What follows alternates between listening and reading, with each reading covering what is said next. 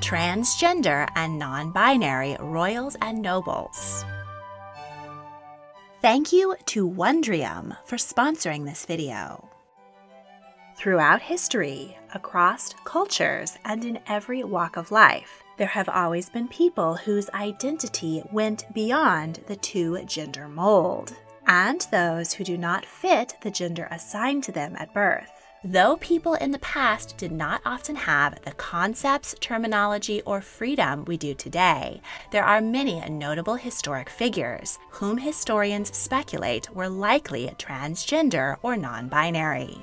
As with any of my LGBTQ+ videos, I am sensitive about misgendering or outing people posthumously. As with any other figures in history, these people are no longer able to tell us their own stories, and we must therefore rely on journals, letters, and reports from others, which can never give us a complete picture. But despite the gaps in our knowledge, these people deserve to have their stories told, and several of them made pretty indisputable statements about how they saw themselves in terms of gender. I hear from many LGBTQ+ people that they find great value and affirmation in knowing that people throughout history have gone through similar experiences, and that they are not alone in the world or in time.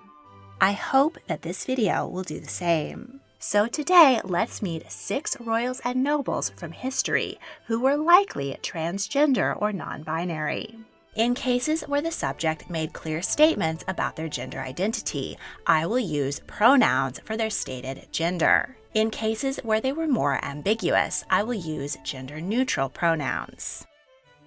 Elagabalus, Emperor of Rome.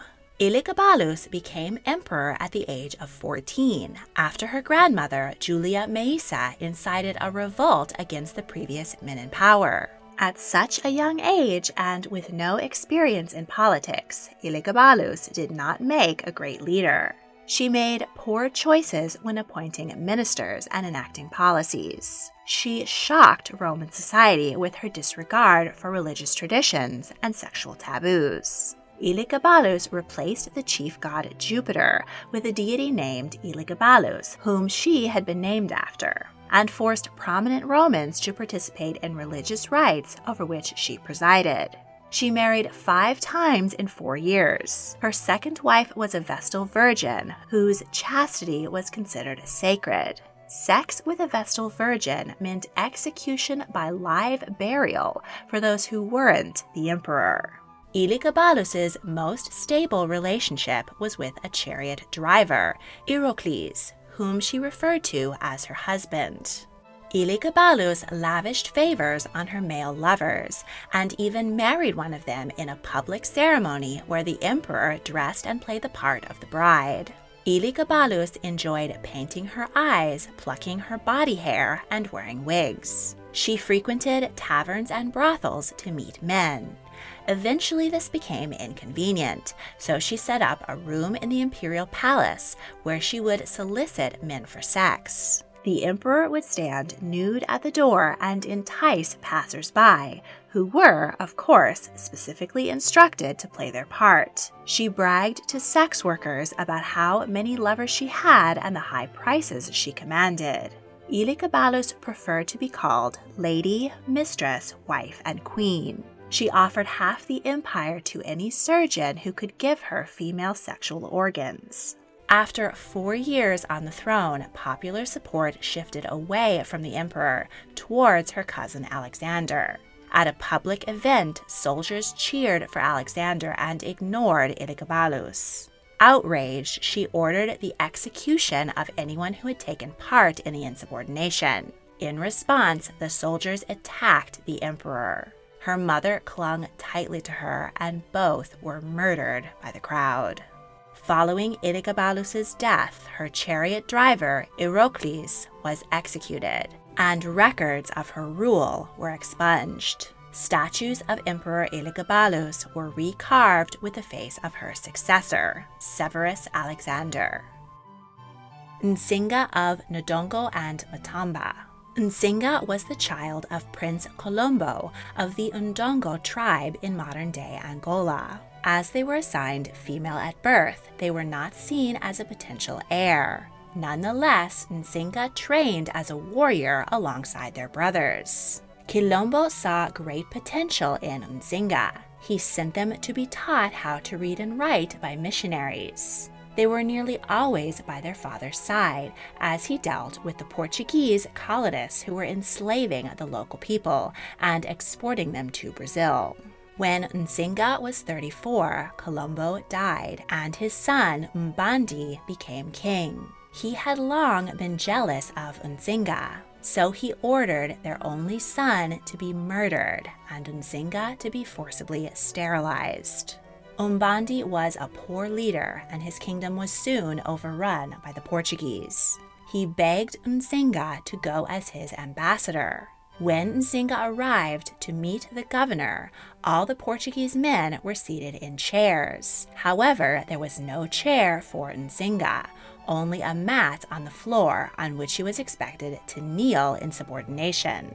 Nzinga ordered a servant to get on all fours on the mat and act as a throne. Nzinga was a fierce negotiator, and in exchange for being baptized as a Christian, got the governor to agree to recognize Ndongo's sovereignty and stop capturing its people. Nzinga returned home in triumph and publicly berated Mbandi for his weakness. He committed suicide by drinking poison. His son, Kaza, was now the rightful ruler, but Nzinga seized him, stabbed him to death, and screamed that they had finally avenged their own son's murder. Nzinga was now ruler of Ndongo. They preferred the title Ngola, meaning king, and began presenting as a man. The Ngola took multiple husbands known as Chabado. The Chabado existed as a third sex in their culture. They dressed as women and were able to marry men or women without taboo. They were an honored group of shaman who served as spiritual arbiters and performed burial rites. Europeans spread rumors that Nzinga's harem of husbands would fight to the death over who was allowed to spend the night with the queen. Before long, the Portuguese began capturing and enslaving again. Nzinga met with other chiefs in the area, and they banded together with the Dutch to fight the Portuguese. Nzinga personally led the army in battle, wielding an axe. They overtook the Portuguese city of Luanda. The Ndongo fought the Portuguese for decades, primarily using guerrilla tactics. Eventually, Nzinga reached out to Catholic missionaries, claiming that the tribe wanted to convert to Christianity. With the might of the church on Nzinga's side, the Portuguese governor had little choice but to officially recognize Nzinga as leader of Ndongo and Matamba. 75-year-old Nzinga entered into a monogamous Christian marriage with a handsome young warrior. Nzinga dressed fabulously, sporting the finest materials and jewels of Europe while maintaining the style of Africa. Nzinga died peacefully in sleep in 1663 at the age of 82. The kingdom fell to civil war over which male heir would reign next. Nzinga is considered a hero in modern-day Angola. I find Nzinga and our next fascinating royal, Christina of Sweden, especially inspiring and relatable because, just like me, they had a curiosity and love of learning that continued throughout their lives. I've been feeding my brain with the Great Courses Plus for years, and now they've expanded to deliver even more mind-blowing educational content as Wondrium. Wondrium is the place to find out anything you've ever wondered about. You'll find thousands of engrossing, binge-worthy courses and intriguing single-sitting documentaries, plus easy-to-follow tutorials on everything from history, science, philosophy, and literature to cooking, photography, and playing an instrument. Lately, I've been having my mind blown by the amazing and unsung contributions women have made in American history, with 12 women who shaped America 1619 to 1920, and unwinding at home with Ignite Your Yoga Practice. Right now, Wondrium is offering my viewers a free 14-day trial. Just go to wondrium.com/historyteatime or click the link in the description and let your mind wonder. And now, back to history.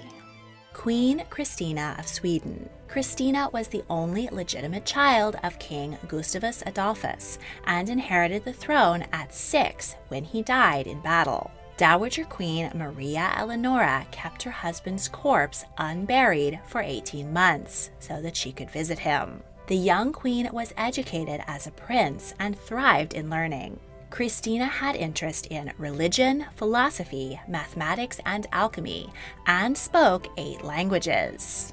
In a time when women were seen as intellectually inferior, one of Christina's tutors said that she is not at all like a female, with a bright intelligence. Christina's passion for study was such that they only slept 3 to 4 hours a night and took to wearing masculine clothes for convenience. They had no interest in spending hours dressing in fine gowns. Christina's tangled, unkempt hair became a trademark. At 18, the queen's minority ended and they began ruling the Swedish Empire. They pushed for the peace treaty of Westphalia, which ended the 30 Years' War between Protestant and Catholic nations. The queen's closest friend and lover was Ebba Spare, known as La Belle Comtesse, the beautiful countess. The pair shared a bed, and Christina bragged that Ebba's intellect is as striking as her body. Christina showed little interest in the other ladies-in-waiting, considering them vain and vapid. The queen mentions them only in writing to compare themselves as far more masculine than they. Christina was under pressure to marry and produce an heir, but had read a biography of Queen Elizabeth I of England and was impressed with the Virgin Queen's resistance to matrimony. At 23, Christina announced that they would never marry and named her cousin Charles heir. Queen Christina was patron to artists, theaters, mathematicians, scientists, and many other great thinkers of the day. They sought to make Stockholm the Athens of the North and spent extravagantly on these pursuits, nearly bankrupting the country. The queen decided to convert to Catholicism, which was not welcomed by Protestant Swedes. At 28, Christina abdicated in favor of their cousin. Christina then moved to Rome to become an integral part of the theatrical and musical culture. The Pope described them as a queen without a realm, a Christian without faith, and a woman without shame. They continued to write passionate love letters to Ebba Spare, but Ebba's family prevented the lovers from ever meeting again. While in Rome, Christina enjoyed relationships with French aristocrat Gabrielle de Montmartre and singer Angelina Giorgino. Christina died at the age of 62 and was buried in the Vatican Grotto. Edward Hyde, 3rd Earl of Clarendon. Edward was the only child of Henry, Earl of Clarendon, whose sister, Anne Hyde, was King James II of England's first wife. At 12, they inherited the title Viscount Cornbury. At 24, Edward eloped with Catherine O'Brien, and the pair had 4 children. After graduating from Oxford University, Edward joined the elite Royal Regiment of Dragoons as a lieutenant colonel. The Dragoons defended Vienna from the Ottoman Empire, then returned to England to defend King James II from the invasion of his eldest daughter Mary and her husband, William, Prince of Orange. King James had shocked Protestant Britain by converting to Catholicism. Edward was the first English officer to defect from his uncle and side with his cousin, Mary. Many more Brits followed, and before long, James was forced to give up the throne and flee to France. Now joint king and queen, William and Mary were grateful to Edward. So they appointed them governor of the American colony of New York. Edward arrived there in 1702. Mary and William died, and Mary's younger sister Anne assumed the throne. She appointed Edward governor of New Jersey as well, and captain general of the Northern Colonial Army. Edward defended the colonies during Queen Anne's War, also known as the French and Indian Wars, but was accused of embezzling funds meant to build fortifications. Edward grew notorious for corruption and became a caricature for the injustice of British colonial rule.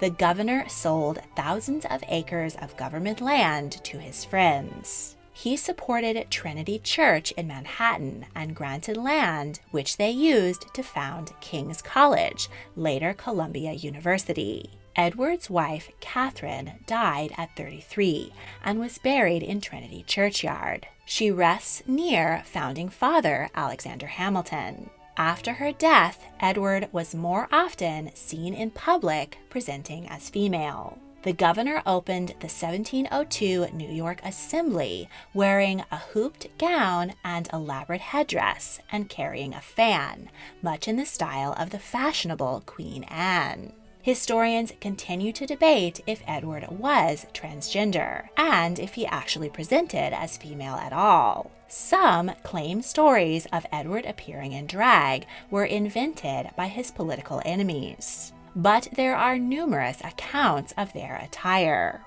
A revolutionary patriot said that the governor was seen promenading daily in women's clothes. A future governor of New Jersey wrote that Lord Cornbury rarely fails of being dressed in women's clothes every day, and this is not privately but in face of the sun and the sight of the town. A prominent merchant noticed, "My Lord Cornbury dresses himself in women's clothes, exposes himself in that garb upon the ramparts to the view of the public. In that dress he draws worlds of spectators about him." The New York Historic Society holds 2 portraits which purportedly depict Edward presenting as female. In 1708, Edward was placed under arrest for outstanding debts, but their father died a year later, passing on the title Earl of Clarendon and a seat in the House of Lords. As a member of Parliament, Edward enjoyed legal immunity, which kept him out of debtor's prison and allowed him to return to Britain. Queen Anne granted her cousin a pension and lodging at Somerset House. She sent Edward as an emissary to Hanover, where the Earl met and dined with Anne's heir, the soon-to-be king, George I. Edward died in 1723, age 61. Chevalier Dion. Dion was born in 1728 into an impoverished French noble family and baptized Charles. She excelled in school, graduated with a law degree at 21, and became a political writer. She joined a network of spies called the Secret du Roi, or King's Secret, employed by King Louis XV. She was sent on a mission to Russia to meet Empress Elizabeth and conspire against the Habsburg monarchy. Dion later claimed that it was necessary for her to dress as a woman in order to travel safely to Russia, and that while there she served as a lady-in-waiting to the Empress. After 4 years in Russia, she returned to France and became a captain of the Dragoons. She fought in the 7 Years' War and was wounded. She was next sent to London to negotiate the treaty which ended the war. In thanks, she was awarded the title Chevalier, French for knight. She remained in London and served as interim ambassador and continued to spy for King Louis in aid of an invasion of England the king was considering but never went ahead with. Dion charmed the British aristocracy by gifting them bottles of wine from her vineyard in France. Eventually, a new ambassador was appointed, and Dion was demoted and humiliated. She was summoned back to France but refused to go. The Brits, who had grown fond of the Chevalier, refused to extradite her, and in order to stay on their side, she published much of her secret diplomatic correspondence, but kept back documents pertaining to the king's invasion for insurance. She accused the new French ambassador of attempting to poison her at a dinner party. The British public sympathized with Dion, and stones were thrown at the French ambassador's home. During this time, Dion presented as hyper-masculine, perpetually wore a dragoon uniform, and frequently challenged men to duels. But she had a slim build and was considered to be a beautiful man. Rumors circled that Dion was a woman. A betting pool was started on the London Stock Exchange, but despite being offered a great deal of money, Dion refused to undergo a physical examination to settle the bet. Louis XV died in 1774, and Dion saw the opportunity to return home. She came up with an incredible story, true but not in the way that everyone assumed. She said that she had been born female, but that her father had raised her as male, as he could only claim an inheritance if he had a son. Dion said that she continued to dress as a man in order to serve her country, a la Joan of Arc. The French ate it up, and she was recast as a national hero. King Louis XVI allowed Dion to return home, but only if she would agree to dress appropriately in women's clothing. The king offered her an allowance for a new wardrobe, and Dion agreed. She was able to present openly as a woman for the rest of her life. She participated in fencing tournaments and wrote an autobiography. Decades later, the French Revolution hit her hard. Her royal pension ended, her property was seized, and she was impoverished. She proposed to the French National Assembly that she lead a division of female soldiers against the Habsburgs, but was rebuffed. She moved back to London, where she lived with a widow, Mrs. Cole. Dion suffered a fall and became paralyzed. She spent her final 4 years bedridden and in poverty. She died in 1810, age 81. Sir Ewan Forbes, 11th Baronet of Craigievar. Ewan was born in 1912 and baptized Elizabeth. He was the 4th child of Sir John Forbes Sempill, scion of a Scottish family, which held a barony and a baronetcy. Though the titles were minor, the family held a large estate, including historic Craigievar Castle, had a great deal of money, and had been well connected with the royal family since the 1600s.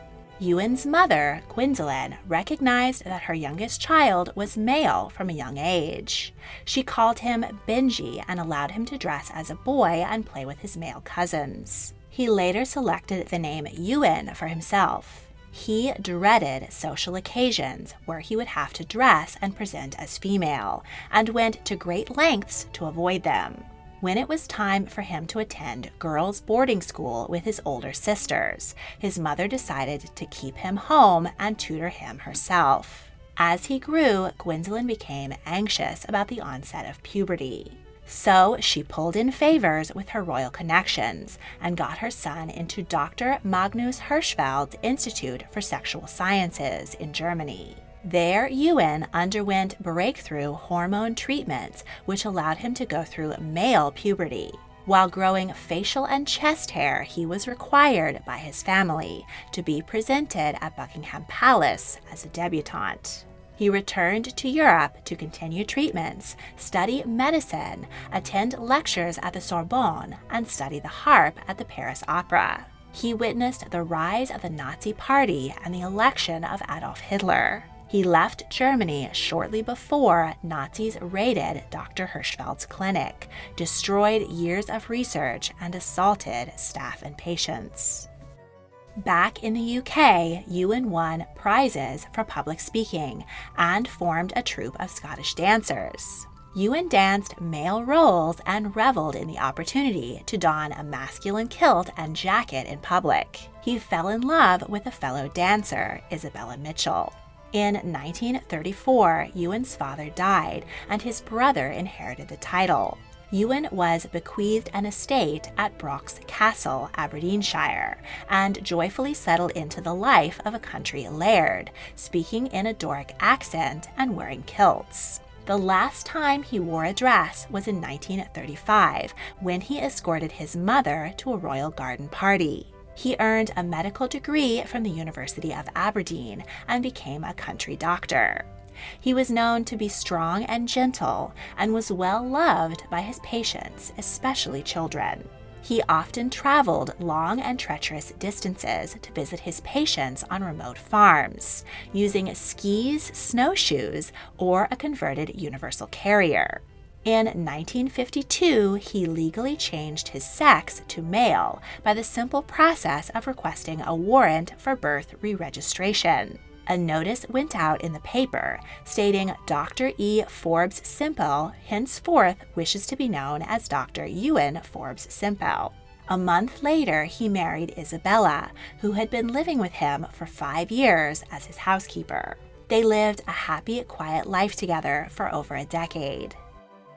In 1965, Ewan's older brother, William, died. William had only daughters, and as the barony was allowed to be inherited by a woman, it went to his eldest. But the baronetcy and the valuable land and historic castle that came with it could only be inherited by a man. The family assumed it would go to Ewan, but at the funeral, a distant cousin, John, came forward and said that he intended to claim the title because Ewan wasn't a real man. Ewan was terrified for himself and for Isabella. In the past, gender was considered a private matter. Trans people simply presented as they chose, re-registered their sex, and got on with their lives. But doctors in the United States had recently classified being transgender as a mental illness. People were being forced into aversion therapy, sterilization, and stripped of their civil liberties. If the wrong people caught wind that Ewan was trans, he and Isabella could face jail time for a perjurious marriage. The inheritance case was heard in the utmost secrecy. It was kicked up to the Home Secretary and was likely discussed by the Prime Minister and Queen Elizabeth at their weekly meetings. The case had big implications for the primogeniture law, by which the British throne was inherited. Ruling in Ewan's favor meant that a trans man born into the royal family could claim the throne, or a trans woman could lose it. After intrusive medical examinations and inquiries into his personal life and mental health, the ruling came back that Ewan was intersex. Not true, but he was legally allowed to keep the baronetcy. He returned to his quiet life with Isabella, but suffered PTSD from the traumatic experience. He published an autobiography called The Old Days. Ewan died in 1991, leaving the baronetcy to John, the cousin who had tried to take it from him many years earlier. Details of the landmark case on trans rights were finally released in 1991 and 1994. Zoe Playden's 2021 book, The Hidden Case of Ewan Forbes and the Unwritten History of the Trans Experience, is set to be adapted into a miniseries. If you enjoyed this video, please like, subscribe, comment your thoughts, and check out my other royal history videos. If you really want to help, please consider supporting me on Patreon. A link is in the description. Thank you for watching.